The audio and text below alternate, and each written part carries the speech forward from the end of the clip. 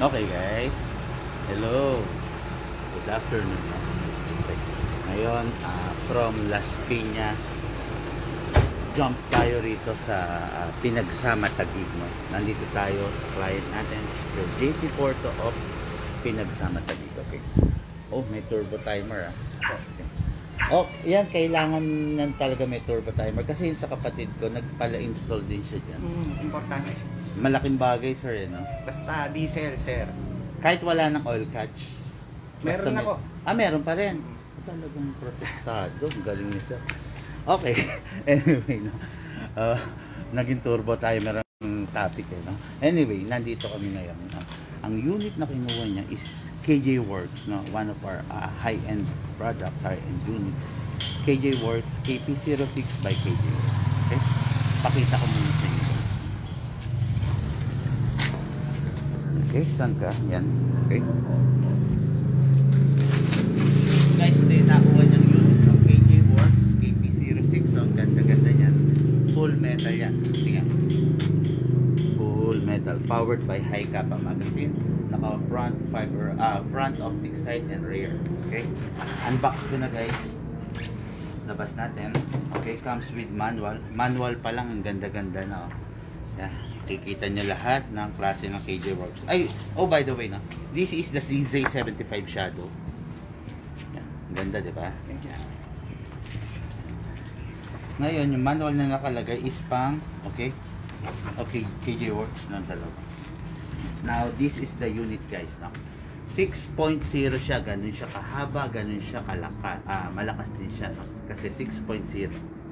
See? Then may tactical rail para sa mga accessories na gusto mo. Naka rear optic, then the front. Okay? Then look at the magwell and grip.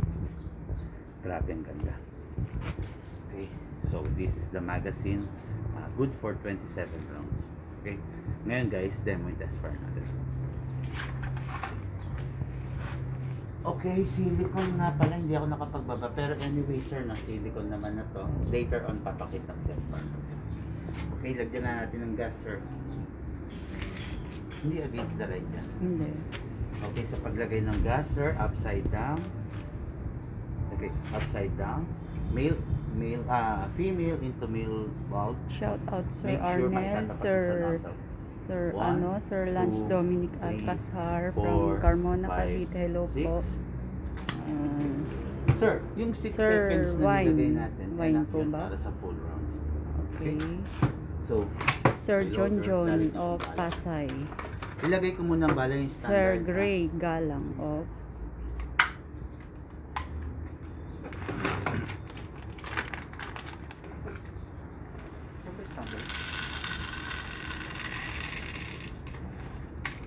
Oh, by the way, hindi nga pala kami hindi ko na ipakilala sa inyo.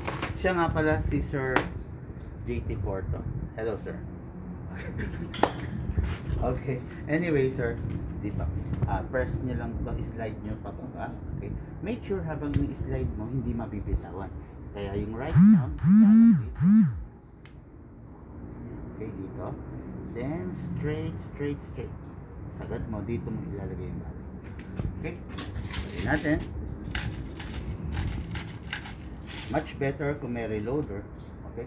Hindi ko na ganun puluin, sir. No, wag na. Okay. Ikaw din, kahit huwag mong ganun puluin. Ganito. Shout out kay 27 Sir rounds ang Sherwin. capacity niya. Pero, I do suggest Sir kahit Jan. 20 ka lang to 23 para hindi siya ganun nakapipi yung spring. Eventually kasi magiging weak yung spring pag lagi siyang nakapipi. Yan. Ngayon, ready to fire na to guys. No? Pasok sa unit. Malakas. Pasa, hatak, bitaw. Ready to fire.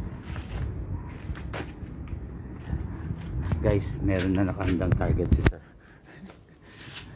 Okay. You know.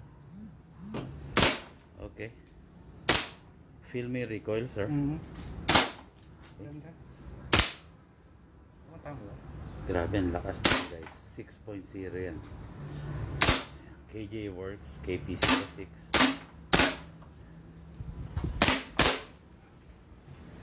See.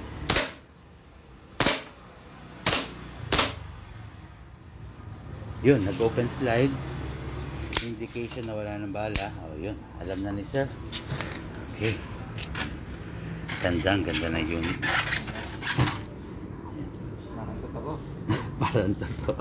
Ayan. Pati yung weight niya, no? Full metal to guys, ha. Okay, it's final. Ang nakuha nga niya unit is yung KJ Works na KP series. Ang ganda, 6.0 siya. Para na rin siyang mga ano, ang pantapat dito mga low end guys. Ang pantapat dito ng mga low end is yung IREX at saka yung Dragon natin na 6.0. Yun. Pero sa brand at brand, hindi nila kaya tapatan yung KJ Works kasi mas high end talaga yun guys. Okay? Thank you and thank you for watching.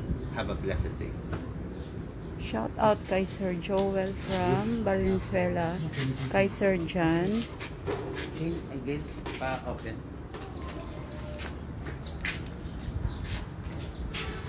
Shout out kay Sir John, kay Sir Jello, kay Sir Ian.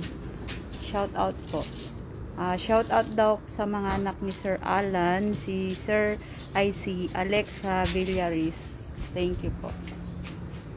Okay na.